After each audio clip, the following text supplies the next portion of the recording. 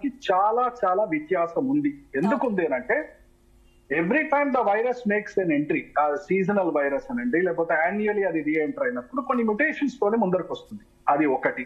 రెండోది, ఎప్పుడైతే అది మళ్ళీ రీఎంట్రీ 1 year తర్వాత వస్తుందో this something called herd immunity. అంటే సగటు చిన్నవాడికి సగటు పెద్దవాడికి ఒక హర్డ్ ఇమ్యూనిటీ సమాజంలో ఉంటుంది. అంటే ఎంతవరకు తను తట్టుకోగలము, ఎంతవరకు ఇన్ఫెక్షన్ తాకిడి వాడు తట్టుకోగలడు అనేది చాలా క్లారిటీగా ఒక సమాజంలో ఉంటుంది. కోవిడ్ తర్వాత, I make this point very clear, no one should miss this. Covid తర్వాత హైపర్ సైటోకెలీమియా అంటే అంటే సైటోకిన్ స్ట్రామ్ అనేదైతే మృత్యువాత పట్టారో corona vaccine, corona Covid infections లో ఆ సైటోకిన్స్ ఏదైతే ఉన్నదో ఆ బీట్ లో ఉన్నాయి, ఇంకా కూడా సైటోకిన్స్ విజృంభిస్తున్నాయి. దానివల్ల ఏం జరుగుతుందంటే ప్రతి వాడి బాడీలో హై ఇన్ఫ్లమేటరీ కండిషన్స్ వస్తున్నాయి. ఇన్ఫ్లమేటరీ కండిషన్స్ ఏదో రెస్పిరేటరీ రావడమో, దగ్గు రావడమో, జ్వరం రావడమో, నిమోనియా రావడం కాదు, గాయపూరితమైన మార్పులు, పుండు లాంటి మార్పులు శరీరం మొత్తం వ్యాప్తి చెందుతున్నాయి. అప్పటి వరకు లేని ఇన్ఫ్లమేషన్స్ వస్తున్నాయి. ఇది ఒకటి. రెండోది, ఈ ఇన్ఫ్లమేషన్ రావడమేతో పాటు ఏది దగ్గర వచ్చినా కూడా అంతే జోరుగా మళ్ళీ రోగాలు పెట్టరేగుతాయి. ఉదాహరణకి నేను కూర్చుంటున్నది ఇనుప బెల్ల మీద అనుకోండి, అక్కడ నిప్పు పెట్టినా కూడా చాలా టైం పడుతుంది నిప్పు పట్టుకోవడానికి. నేను కూర్చున్నది చెక్క బల్ల అనుకోండి, తొందరగా నిప్పు పట్టుకుంటుంది. నేను కూర్చున్న బల్ల కిరోసిన్ లో ముంచి పెట్టి నిప్పు అంటించారనుకోండి, టక్క టక్క టక్క సెకండ్ లో బగ మండిపోతుంది.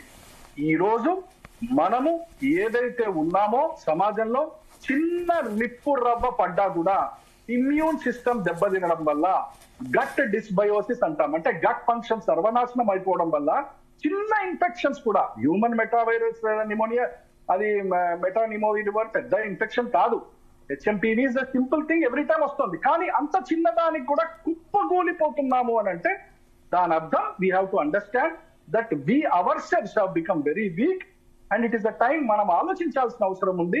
మనల్ని మనం ఎలా కాపాడుకోవాలి. చైనా వరకు వచ్చింది, మన వరకు రాదు, ఆ మాట నేను నమ్మను, ఆ వాదన నేను నమ్మను. ఎందుకంటే ప్రపంచం అంతా ఒకటే కుటుంబంగా భావించే వాళ్ళం వైద్యులం. సో అక్కడ వస్తే ఇక్కడ కూడా వచ్చే అవకాశం ఉంటుందనే మేము సైంటిఫిక్ గా నమ్ముతాం.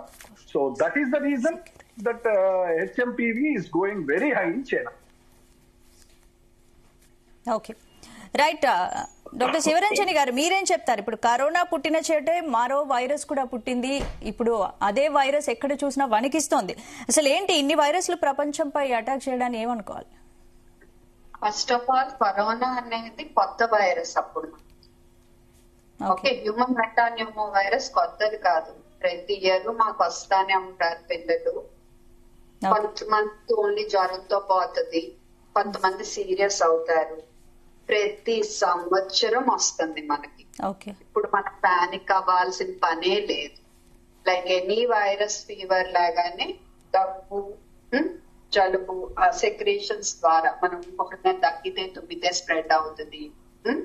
సో మిగతా ఫ్లూ జ్వరం కూడా అలాగే స్ప్రెడ్ అవుతుంది. ఇప్పుడు ఈ సీజన్ మేము 400 మంది పిల్లలు చూసాం హ్యూమన్ మెటానిమో వైరస్ తో. చాలా మంది మిగతా మైల్డ్ వైరల్ జ్వరాలనే జ్వరం, దగ్గు, జలుబు అప్పుడు 4 రోజులు 5 రోజులు వెళ్ళిపోతుంది. కొంతమందికి వీజింగ్ ఉంటుంది. వీజింగ్ ఉంటే దానికి తగినట్టు నెబులైజేషన్స్ అవి ఇస్తాము. జ్వరం కంట్రోల్, ద్రవ పదార్థాలు బాగా ఇవ్వండి, ఫిట్స్ వస్తే డాక్టర్ చూపించండి, ఇవన్నీ చెప్తాం.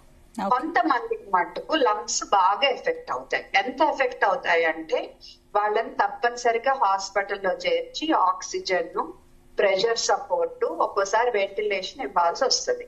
అలాగా ఈ సంవత్సరం నేను అడ్మిట్ చేసినాడు ఒక పాప ఉంది, అంత సివియర్.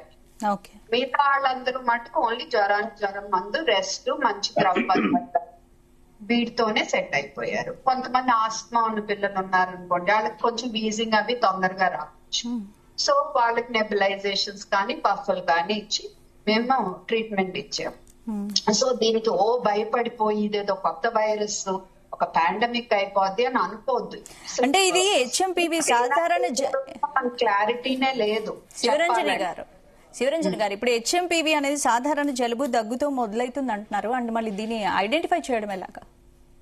ఐడెంటిఫై అంటే ఇప్పుడు ఇదివరకు ఏంటంటే మనకు ఐడెంటిఫై చేయడం కష్టం ఉండేది ఏ వైరస్ అనేది.